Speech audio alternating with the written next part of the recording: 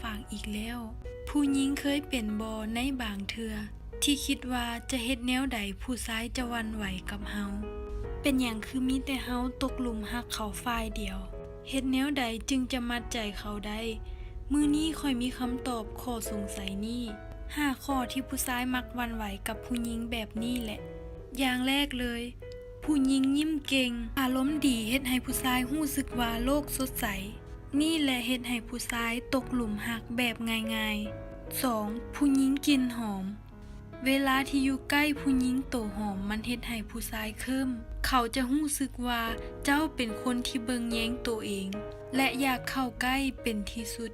3. ผู้หญิงที่กล้าส่งสายตา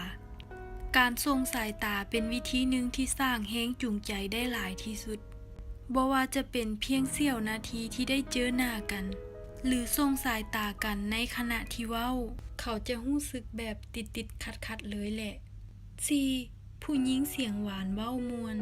น้ำเสียงก็มีผลต่อจิตใจผู้ชายหากเขาได้ยินเสียงหวานนุ่มมันดีต่อใจเฮ็ดให้หวั่นไหว 5. ผู้หญิงที่มีมนุษยสัมพันธ์ดีบ่เขินอายแต่ก็บ่ถึงจะเว้าหลายจนเกินไป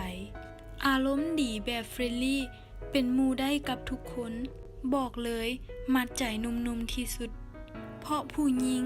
ล้มเก่งมีเสน่ห์นี่คือลักษณะผู้ชายหวั่นไหวได้ง่ายลองเอาไปใช้กับตัวเองรับรองว่ามีหนุ่มๆมาปึ้มแน่นอนขอบใจข้อมูลดีๆจาก gangbeauty.com